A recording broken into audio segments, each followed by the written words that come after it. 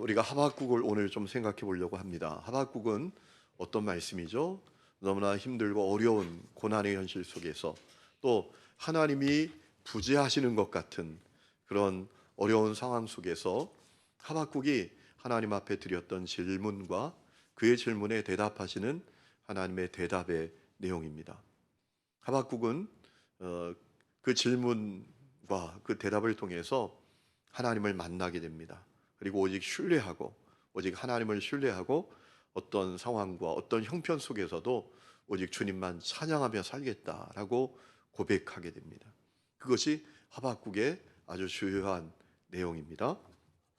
자, 제목과 저자와 연대에 대해서 생각해 보기를 원하는데 제목은 저자 이름을 따서 하박국이라고 붙여졌습니다. 여러분, 이 하박국이라는 이름의 뜻은 들러붙다 이런 뜻입니다. 들러붙다 하면 생각나는 이야기가 있죠. 여러분, 뛰는 놈 위에 나는 놈이 있고 나는 놈 위에 누가 있죠? 들러붙는 놈이 있어요. 들러붙으면 못 당하는 거예요. 여러분, 하박국의 그 성품과 하나님을 향한 마음을 이 이름이 대변해 주고 있는 것 같아요. 그래서 사람 이름 잘 짓는 게 참 중요해요. 여러분, 하박국은 하나님께 들러붙었어요. 여러분, 우리가 살다 보면 심정론의 질문을 가지는 때가 있잖아요. 하나님 정말 전능하신 분이신가? 하나님 지금도 역사하시는 분이신가? 하나님은 나를 도와주시는 분이신가? 그거 다 말짱 거짓말 아니야? 이런 흔들리는 마음, 신정론의 질문을 가질 때가 있어요. 여러분, 그때 어떻게 사람들은 반응합니까? 어떤 사람은 하나님을 떠나고 어떤 사람은 죄를 짓고 어떤 사람은 방황하잖아요. 그런데 하박국은 그렇지 않았습니다. 그는 하나님께 들러붙어요. 하나님께 질문을 해요. 하나님, 당신 정말 살아계십니까? 이 백성을 사랑하십니까? 당신의 통치는 어디에 있습니까? 이렇게 질문하면서 하나님을 붙들고 씨름한다라는 거예요. 그래서 그는 또 하나님의 대답을 듣게 됐죠. 여러분, 가끔 성도들 가운데 그런 분들이 계세요. 하나님 안 살아계신 것 같다고, 하나님 응답을 안 하신다고, 하나님은 역사를 안 하신다고, 하나님은 도대체 나에게 말씀을 안 하신다고. 여러분, 아닙니다. 그런 분들의 중요한 특징이 있어요. 하나님께 들러붙는 믿음이 없어요. 적당히 기도하다가 아닌가 봐, 적당히 믿다가 이 산이 아닌가 봐 하고 하산하는 사람들이에요. 여러분, 저는 우리 하나님교회 성도들이 하나님께 들러붙는 분들이 되시기를 축원합니다. 여러분, 사람에게 들러붙지 마세요. 하나님께 들러붙으세요. 우리 내일 새벽에 보는 말씀 가운데 여러분, 사사시대를 살던 이스라엘 백성들의 문제가 뭡니까?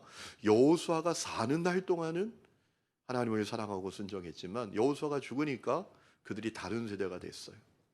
왜 그랬을까요? 여러분, 사람에게 들러붙었기 때문입니다. 여호수아를 보았기 때문입니다. 여러분, 하나님을 바라보시기를 축원합니다. 하나님 바라보셔야 돼요. 여러분, 사람을 바라보면 반드시 실망하게 되어 있습니다. 사람은 믿을 자가 아니라 사랑할 대상입니다. 한번 따라합시다. 사람은 신뢰할 자가 아니라 사랑할 대상이다. 왜 그렇죠? 사람은 언제나 실수할 가능성이 있는 사람들이기 때문에 그래요.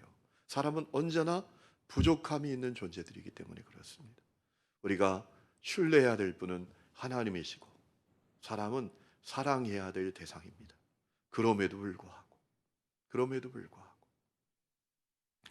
자, 여러분, 이 하박국은 그의 정보를 잘 알 수 없는 그런 사람이에요. 그가 어디 출신인지, 그의 부모는 누군지 우리는 잘 모릅니다. 그에 대해서 확실히 알 수 있는 한 가지는 그가 선지자였다라는 겁니다. 자, 1절 말씀 보세요. 제일 첫 번째 하박국에 대해서 소개하는 내용이 뭐죠?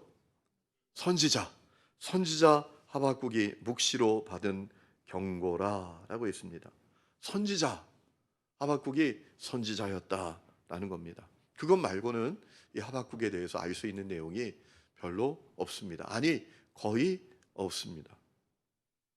자, 기록 연대는 주전 609년에서 606년 정도로 추정을 합니다. 왜냐하면 바벨론이 처음 유다를 공격해서 유다를 짓밟고 약 1만 명 가량의 포로를 끌고 갔던 적이 605년입니다. 주전 605년. 여러분 하박국에 보면 하나님께서 하박국에게 응답하시는 내용이 나옵니다. 하나님 통치는 어디 있습니까? 하나님 살아계십니까? 왜 이 백성들이 이렇게 패역한데 하나님 그대로 내버려 두십니까? 라고 질문할 때 하나님 뭐라고 대답하시죠? 아니다. 그렇지 않다. 내가 그 죄값 묻는다. 내가 갈대아 사람들이 일으켜서 이 백성이 고통을 당하게 만든다. 라고 말씀을 하시거든요. 그 갈대아 사람들이 누구죠? 갈대아인들은 누구를 상징하는 거죠? 바벨론 사람들. 그러니까 바벨론에 의해서 이 유다가 괴로움과 고통을 받게 될 것을 말씀하시는 내용이거든요. 여러분, 이 유다가 바벨론에게 처음 공격당하고 약 10,000명의 똑똑하고 아주 지혜롭고 존귀한 사람들이 포로로 끌려갔는데 그때가 주전 605년입니다. 그렇기 때문에 하박국은 주전 606년에서 609년 정도 사이에 기록되었을 것이다. 이렇게 추정을 하는 겁니다. 자, 하박국의 특징에 대해서 생각해 보려고 합니다. 두 가지 특징이 있습니다. 첫 번째, 인간의 연약함에 대해서 다시 생각하게 하는 특징을 갖고 있습니다. 여러분, 인간은 사실 아는 것보다 모르는 것이 훨씬 더 많은 사람들이에요. 여러분, 다 하려고 하지 마세요. 하나님에 대해서도 다 하려고 하지 마세요. 그러다가 이단에 빠지는 거예요. 하나님의 때로는 모르는 것은 모르게 하십니다.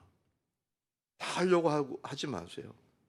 사실 인간이 안다고 해도 그 아는 것이라는 것이 너무나 제한적일 때가 많습니다. 하박국이 그랬거든요. 하나님께서 그저 침묵하십니다. 하나님이 정말 살아계신 것 같지도 않은 그런 현실 가운데 살아갑니다. 하나님의 통치도 없는 그런 현실 속에서 하박국은 너무나 괴로워해요. 그의 믿음도 흔들려요. 그런데 그가 모르는 것이 있었어요. 여러분, 그것도 하나님의 주권적인 역사였어요. 하나님의 침묵도 하나님의 주권적인 역사였다. 하나님은 다 계획이 있으셨다라는 사실을 하박국이 알게 되죠. 그래서 하박국을 통해서 우리가 중요한 사실을 깨닫게 됩니다. 인간은 너무나 연약한 존재다. 우리가 다 안다고 생각하지만 그래서 고민하기도 하고 때로는 흔들리기도 하고 내가 아는 하나님은 이런 분이 아니신데 그러면서 막 실족하기도 하고 그렇지만 인간이 아는 것이 아니다라는 거예요. 하나님은 인간의 이성과 지식과 한계와 경험과 능력을 뛰어넘은 분이 우리 하나님이시다라는 거예요. 그러므로 우리가 그 하나님 앞에서 절대로 겸손하게 되는 것이죠. 또 하나 중요한 특징은 고난의 현실 속에서 우리는 뭘 해야 되는지 이것을 하박국이 알려주고 있어요. 여러분, 하박국이 고난의 현실 속에서 뭐 했죠? 뭐 했죠? 하나님께 질문했어요. 하나님께 기도했어요. 이거 대단히 중요한 거예요. 여러분, 고난의 현실 속에서 뭐 합니까? 이게 자꾸 넘어가죠. 고난의 현실 속에서 여러분 뭐 하시나요? 하나님과 씨름하시나요? 하나님께 기도하시나요? 다 그런 건 아니더라고요. 제가 아는 성도님이 어느 날 저에게 갑자기 전화를 했어요. 그리고 하시는 얘기가 목사님, 저 장로 됐어요. 그러더라고요. 울먹울먹하면서. 그분은 제가 부목사 사역할 때 있던 교회의 집사님인데 그분은 조폭 출신이에요. 여러분 조폭 아세요? 조폭. 조직폭력배. 어둠의 세계에서 살던 분이에요. 이분이 예수님을 만났어요. 덩치가 저 한 배 반은 돼요. 이분이 손을 씻고 예수를 믿고 이제 평범하게 살아가시는 거예요. 저는 그분 때문에 참 당황스러울 때가 많았어요. 한 번은 둘이 어디 같이 가는데 검은 양복 입은 친구들이 막 달려오더니 그 집사님 앞에 형님! 그러면서 인사를 하더라고요. 그래서 야야 그러지 마라. 그러더니 저를 소개하는 거야. 내가 다니는 교회 목사님이다. 인사드려라. 그러더니 인사드리겠습니다. 그러면서 인사를 하더라고요. 근데 문제는 저 혼자 마트에 갔을 때 그 깍두기들을 만났어요. 그랬더니 또 달려가지고 인사하는 거예요. 목사님, 형님! 그러면서. 형님의 친구니까 목사님 형님이에요. 근데 이분이 식당을 했어요. 식당을 했는데 식당이 잘 안 돼요. 망했어요. 근데 대단한 건 망하고 와서 철회하는 거 처음 봤어요, 제가. 망하고 와서 철회하면서 기도하는 거예요. 아니, 철야뿐만 아닙니다. 낮에도 밤에도 덩치가 남산만 하잖아요. 이 장의자가 비좁아요. 거기 무릎을 꿇고 엉덩이를 막 그냥 남산만한 엉덩이를, 큰 바위 덩어리 같은 엉덩이를 하늘로 치켜들고 기도를 하는 거예요. 그리고 그 지역에 있는 대학교 앞에서 또 식당을 시작했어요. 공교롭게도 그분이 식당을 개업할 때마다 제가 가서 개업 예배를 인도했어요. 제가 그 지역 담당이었기 때문에. 그런데 그 식당이 또 망했어요. 이젠 다 사라졌어요. 그래서 결국 그 지역에 가면 황등이라는 아주 변두리가 있어요. 거기 가서 식당을 또 시작했어요. 세 번째 식당 개업을 하는데 제가 또 개업 예배를 또 인도하는 거예요. 제가 개업 예배 인도하고 말씀 전하고 기도하다가 막 울었어요. 이런 기도를 했어요. 하나님, 이제 제발 그만 망하게 해주세요. 막 저도 모르게 눈물이 나는 거예요. 너무 안타까운 거예요. 그리고 이제 제가 그 교회를 떠났는데, 그리고 전화가 온 거예요, 이분이. 목사님, 저 장로 됐다고. 어떻게 된 일이냐 그랬더니 자기가 장로만 됐을 뿐만 아니라 성공했대요. 이분이 그 지역에서 가스 사업을 어떻게 시작했는데 이게 확장돼 가지고 전라북도를 다 총괄하는 가스 사업을 하게 되는 거예요. 그래가 이분이 권사님이 되고 장로님이 된 거예요. 자기가 장로 직분 받았을 때 가장 먼저 생각나는 사람이 저더라는 거예요. 세 번째 개업 예배 드릴 때 울었던 목사님, 제가 기억이 난다고. 근데 저는 그분도 저에게 인상적인 분이에요. 왜? 하나님께 들러붙는 사람이에요. 고난의 현실 가운데 방황하지도 않아요. 뭐 누구한테 하소연하지도 않아요. 하나님을 원망하지도 않아요. 그저 하나님께 들러붙어서 기도하는 거예요. 고난의 현실 속에서 하나님께 들러붙어서 기도하는 거예요. 여러분, 하박국이 그것을 우리에게 가르쳐 줍니다. 하박국이 하나님이 부재하시는 것 같은 그 현실 가운데 그는 하나님께 들러붙어요. 그리고 하나님께 질문하고 하나님께 기도했어요. 그래서 결국 하나님의 놀라운 계획을 알게 되었죠. 여러분, 고난의 현실 속에서 여러분 뭐 하시나요? 뭐 하시나요? 이렇게 질문할까요? 고난의 현실 속에서 뭐 해야 되죠? 하나님께 들러붙어야 합니다. 그 은혜가 있기를 축원합니다. 하나님께 들러붙으시기를 축원합니다. 바라는 것 있을 때만 들러붙지 말고요. 고난의 현실 속에서 하나님 날 버리신 것 같은 그 현실 속에서도 하나님을 붙드는 사람이 진짜 믿음의 사람 아니에요? 그렇죠. 제가 늘 드리는 말씀이 있죠. 열매는 평상시에는 그 열매가 진짜 열매인지 알곡인지 가라지인지 몰라요. 쭉정인지 알곡인지 몰라요. 바람이 불어봐야 알아요. 바람이. 그것도 보통 바람이 아니라 비바람이 몰아치고 폭풍우가 몰아쳐 봐야 그 열매가 생명 있는 열매인지 그 나무가 생명 있는 나무인지 그 열매가 알곡인지 알게 되는 거예요. 조금 바람이 불면 후두둑 하고 떨어지는 열매들이 있어요. 평상시엔 알곡 같았는데 사실은 가라지죠. 평상시엔 잎이 청청한 나무 같았지만 사실은 속이 다 골마 있고 썩어 있는 그런 나무였던 것이죠. 들러붙어야 해요. 고난의 현실 속에서 뭘 해야 하는가? 하박국이 우리에게 알려줍니다. 들러붙어야 된다. 하나님께 들러붙어야 된다. 자, 하박국의 구조에 대해서 생각해 보려고 합니다. 두 가지예요.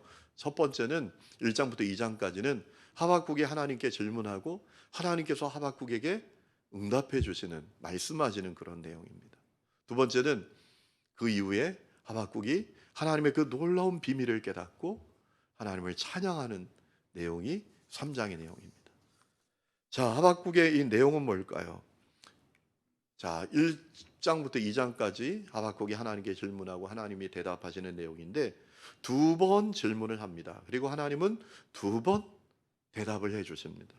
자, 첫 번째 하박국의 질문은 1장 1절부터 4절까지의 내용입니다.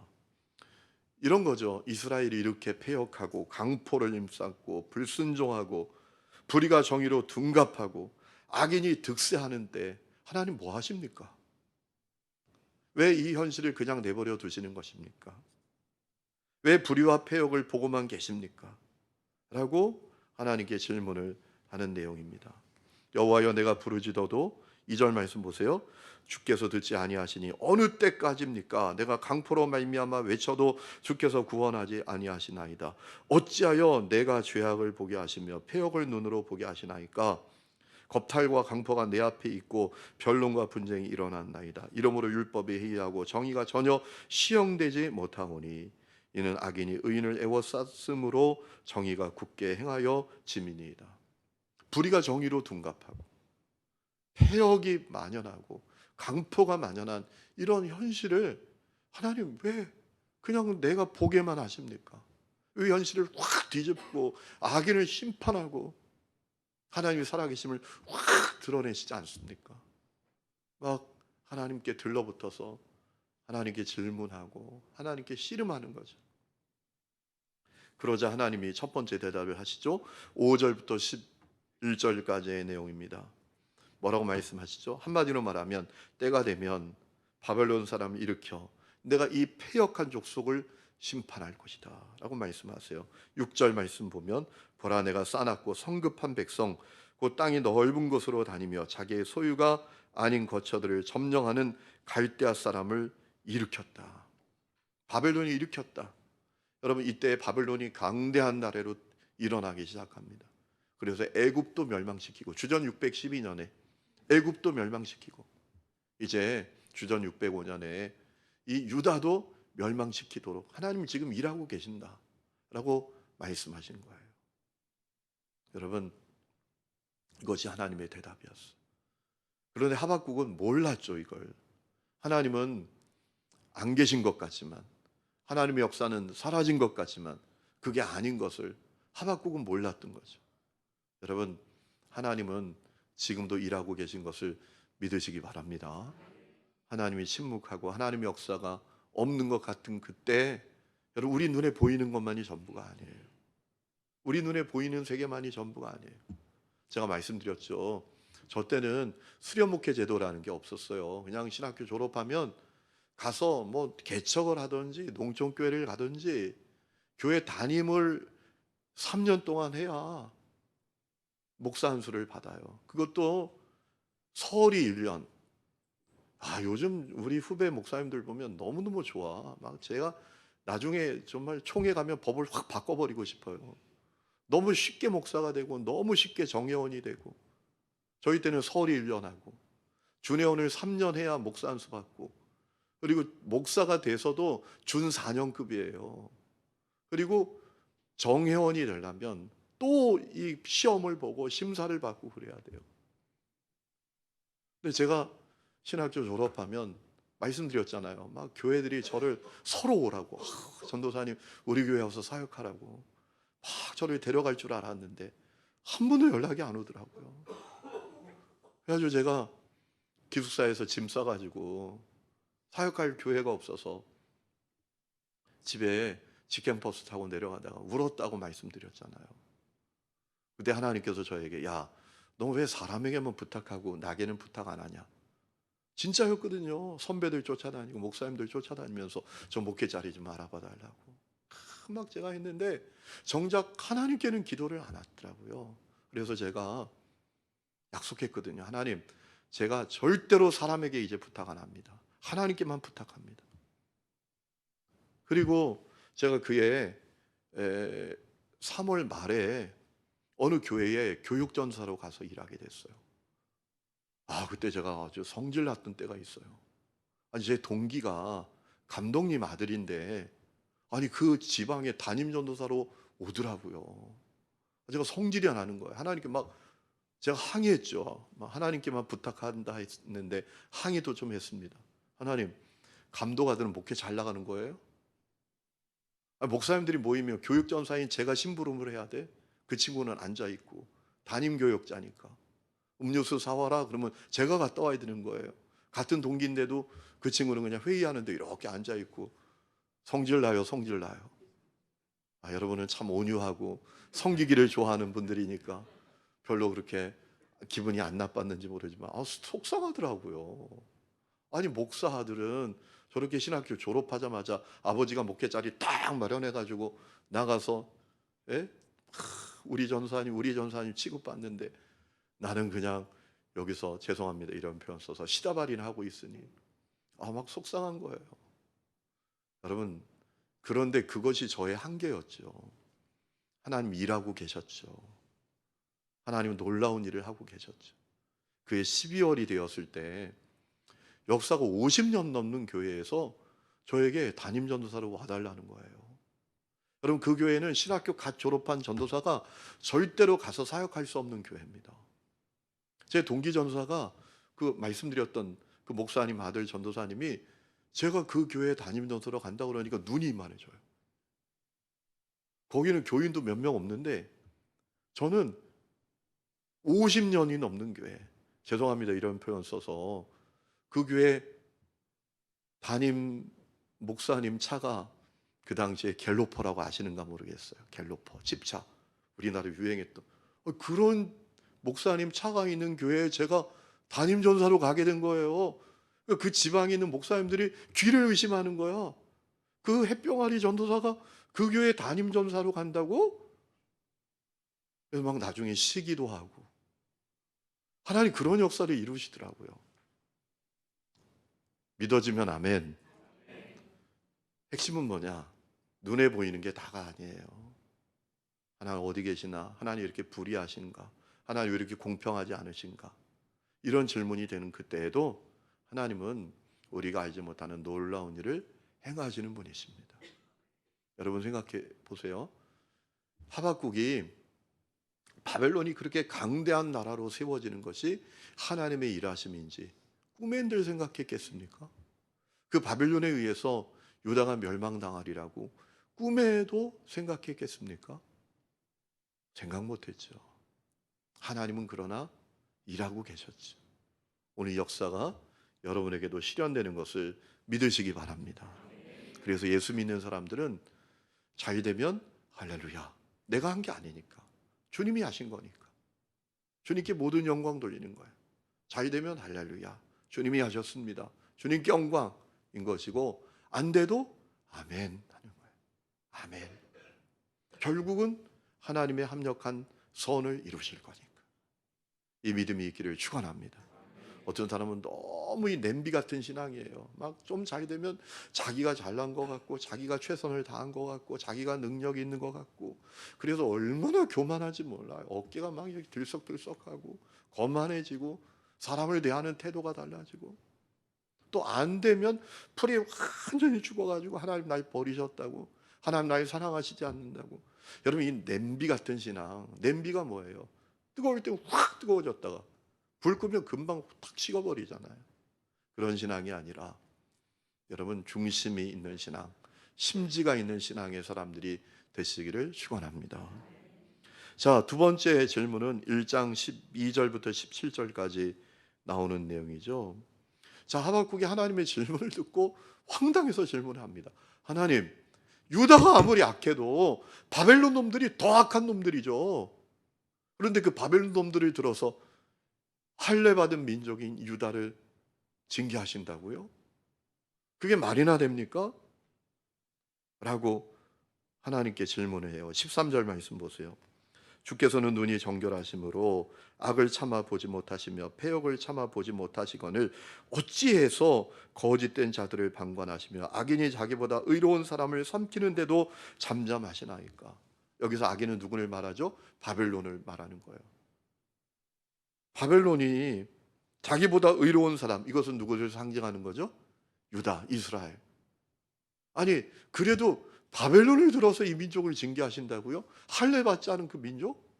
이방 민족을 들어서 선민을 심판하신다고 징계하신다고요? 그거 어떻게 받아들입니까 제가? 막 이렇게 하나님께 항변하죠. 그러자 두 번째 하나님께서 대답을 하시는데 긴 대답을 하시죠. 2장 1절부터 20절까지 나오는 내용이 하나님의 대답이에요. 어떤 상황 속에서도 하나님의 사람들은 믿음으로 살아야 된다. 오늘 우리가 읽은 4절 말씀이죠. 그리고 이렇게 말씀하세요. 하나님의 백성을 징계하는 도구로 썼던 그 바벨론 내가 다룬다. 그 바벨론 도구로 쓰고 내가 버린다. 그런데 너희들은 버리지 않지 않느냐. 바벨론은 도구에 불과해. 도구에. 징계의 도구로 쓰지만 그 악한 바벨론 백성들 내가 심판할 거야 라고 말씀을 하십니다. 여러분 8절 말씀, 2장 8절 말씀 보세요. 내가 여러 나라를 노략하였으므로 그 모든 민족의 남은 자가 너를 노략하리니 이는 내가 사람의 피를 흘렸으며 또 땅과 성읍과 그 안에 모든 주민에게 강포를 행하였습니다. 여기서 너는 누구를 말할까요? 바벨론 하나님께서 심판하신다라는 겁니다. 그래서 여러분 6절, 9절, 12절, 15절, 19절 말씀을 보면 화 있을진저 라는 그런 내용이 나옵니다. 자, 바벨론에게 화가 있게 된다. 화가 있을 것이다 라고 말씀을 하시는 겁니다.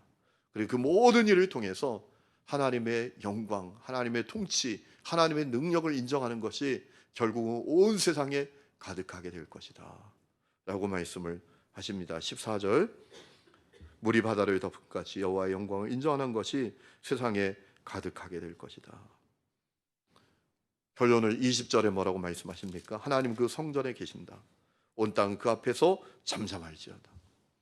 하나님의 주권, 하나님의 통치, 하나님의 역사는 그 누구도 헤아리지 못하니까 하나님의 역사 앞에 잠잠하라 라고 하시는 거예요. 그러자 하박국이 어떻게 하죠? 하나님께 찬양을 합니다. 두 번째 내용이죠. 하나님께 찬양하는데 뭐라고 하나님께 찬양하면서 노래합니까? 하나님 빨리 말씀하신 일이 이루어지게 해주십시오. 하지만 하나님께서 그 엄청난 일을 이루실 때에도 긍휼을 베풀어 주십시오 라고 해요. 여러분 3장 2절 말씀 우리 다 같이 한번 읽어보실까요? 시작. 여호와여 내가 주께 대한 소문을 듣고 놀랐나이다. 여호와여 주는 주의 일을 이 수년 내에 부응하게 하옵소서. 이 수년 내에 나타내시옵소서. 진노 중에라도 긍휼을 잊지 마옵소서. 주님이 말씀하신 그 일을 속히 이루어 주십시오. 하지만 주님 진노 중에도 긍휼을 베풀어 주십시오. 그 모든 일이 진행될 때 유다가 고통을 받잖아요. 그렇죠? 하나님의 징계와 심판을 받을 때 아프잖아요. 하나님 그때 긍휼을 좀 베풀어 주십시오 라고 기도를 해요. 그러면서 그는 하나님의 권능과 주권을 인정하고 하나님을 찬양하죠. 3절 하나님이 대만에서부터 오시며 거룩한 자가 바란산에서부터 오시는도다. 그의 영광이 하늘을 덮었고 그의 찬송이 세계에 가득하도다. 주님의 주권과 주님의 통치를 인정하는 거죠. 그의 찬송, 그의 영광이 하늘을 덮었고 그의 찬송이 온 세계에 가득하다. 11절부터 13절까지도 또 하나님의 영광과 하나님의 주권을 선포하는 노래를 하죠. 날아가는 주의 화살의 빛과 번쩍이는 주의 창의 광채로 말미암아 해와 달이 그 초소에서 멈추었나이다. 주께서 노를 바라사 땅을 두르셨으며 분을 내사 여러 나라를 밟으셨나이다. 주께서 주의 백성을 하시려고 기름 부음 받은 자를 구원하시려고 나오사 악인의 집에 머리를 치시며 그 기초를 바닥까지 드러내셨나이다. 주님의 주권과 주님의 권능이 온 세계에 있다는 것, 대적을 멸하는 그 권세도 주님께 있다는 것, 그것을 하박국이 신뢰하고 하나님을 노래하는 것이죠. 그러면서 결론 부분에 가서 뭐라고 노래하죠? 어떤 상황 속에서도 나는 주님만 신뢰하고 주님께 찬양 드리겠습니다. 주님을 기뻐하겠습니다 라고 노래하는 거잖아요. 비록 무화과 나무가 무성하지 못하고 포도나무에 열매가 없고 감람나무에 소출이 없으며 밭에 먹을 것이 없으며 우리 양이 없으며 외양간에 소가 없을지라도 나는 하나님 때문에 즐거워하고 하나님으로 말미암아 기뻐하겠습니다. 이 고백을 하게 되는 거예요. 주님을 진짜 신뢰하게 된 거죠. 그리고 하나님만 찬양하고 기뻐하겠다라는 거예요. 여러분 이 하박국의 고백이 보통 고백이 아닙니다. 보통 고백이 아니에요. 여러분 생각해 보세요. 하박국이 고백하는 무화과 나무가 무성하지 못하고 포도나무에 열매가 없고 감람나무에 소출이 없고 밭에 먹을 것이 없고 우리의 양이 없고 외양간에 소가 없을지라도, 이 상황은 어떤 상황이에요? 이 상황이 어떤 상황이에요? 유다에게 실제로 어떤 상황이에요? 나라 쫄딱 망한 상황이에요. 아니, 쫄딱 망한 정도가 아니라, 여러분, 유다의 마지막 왕 시드기야가 두 눈이 뽑혀가지고 바벨론까지 끌려갔잖아요. 정말 비참한 상황을 이 하박국은 알고 있었던 거예요. 뭐 우리가 외양간에 소가 없다 하니까 뭐 그런 얘기 있잖아요. 야, 옛날에는 야 우리가 쌀이 없었어. 쌀이 없어서 굶었어. 그럼 애들이 그러잖아요. 왜 쌀이 없으면 라면 끓여 먹지? 외양간에 소가 없으니까 뭐 들판에 양이 있겠지. 이게 아니라니까요. 여러분, 이 말씀을 우리가 정말 실감나게 볼 수 있는 눈이 열려야 돼요. 하박국은 다 들었어요. 바벨론에게 유다가 쫄딱 망한다. 엄청난 고통을 겪게 된다. 여러분, 하박국이 내가 살이 떨린다 그러잖아요. 그날을 바라보면서. 예? 내 살이 떨린다. 그걸 바라보고 있었던 거예요. 그런데 그때에도 나는 하나님 신뢰하고 찬양하겠습니다. 이 고백이 보통 고백이 아니라고요. 무화과 나무가 무성하지 못하고, 그러면 사과 나무가 있겠지 뭐, 무화과 나무에 열매가 없으면. 이게 아니라니까요. 모든 것이 다 사라진 상황. 희망이라는 단어를 1도 떠올릴 수 없는 상황. 지난번에 우리 대전의 유재영 장로님 장례식장 갔더니 그 부모님이 저 함흥에서 배 타고 그 뭐죠? 우리 그 있잖아요. 그죠? 배 이름이 생각이 안 나네요. 죄송합니다. 피난 내려왔던 거 있잖아요. 예. 여러분 생각해 보세요. 우리나라가 전쟁이 나서 정말 가족끼리 뿔뿔이 흩어지고, 여러분 저 부산에 가면요. 그 부산역 근처에 그 50계단 있어요. 40계단 있어요. 40계단. 그 40계단이 뭔지 아세요? 옛날에 핸드폰이 있어요. 전화가 있어요. 그러니까 뿔뿔이 흩어지면서 몇 날 며칠 몇 시에 부산 그 계단 앞에서 만나자고.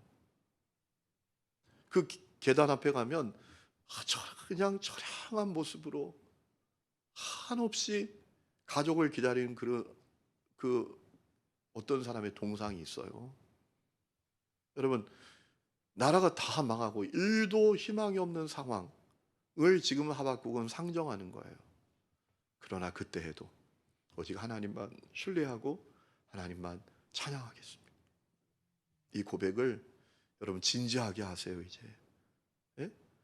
이 찬양이, 저는 찬양이 잘못됐던 것 같다. 찬양이 무화과 나무 잎이 마르고, 사실 이렇게 해야 될 게 아니에요. 사실은 좀 뭔가 진중하게 불러야 될 노래예요. 주님이 주신 땅으로, 막 이런 분위기의 찬양이어야 해요.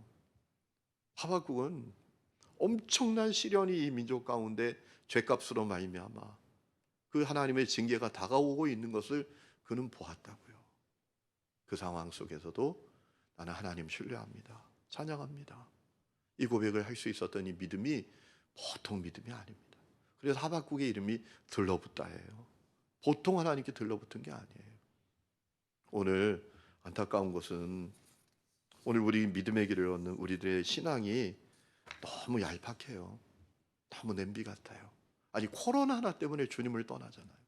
코로나 하나 때문에 예배의 자리를 떠나잖아요. 그렇죠? 그리고 아직도 돌아오지 않잖아요. 여러분, 지금 30%의 사람들이 돌아오지 않고 있대요. 얼마 전에 어떤 선교사님이 오셨는데, 그 선교사님이 자기 파송교회, 아주 유명한 교회예요. 저 강남에 자기 교회 파송교회를 걱정하더라고요. 그 교회는 예배가 50%밖에 회복이 안 됐대. 50%의 사람들은 돌아오지 않는데.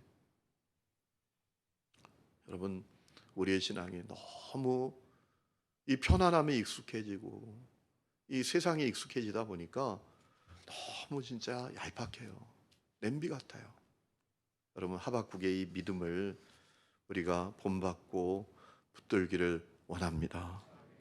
비록 무화과 나무가 무성하지 못하고 포도나무에 열매가 없고 감나무에 소출이 없고 밭에 먹을 것이 없고 우리의 양이 없고 외양간에 소가 없을지라도 이 상황은 모든 것이 다 끝난 것 같은 상황이에요. 그때에도 하나님 신뢰합니다. 하나님 찬양합니다. 이 고백이 우리의 고백이 될 수 있으면 좋겠습니다.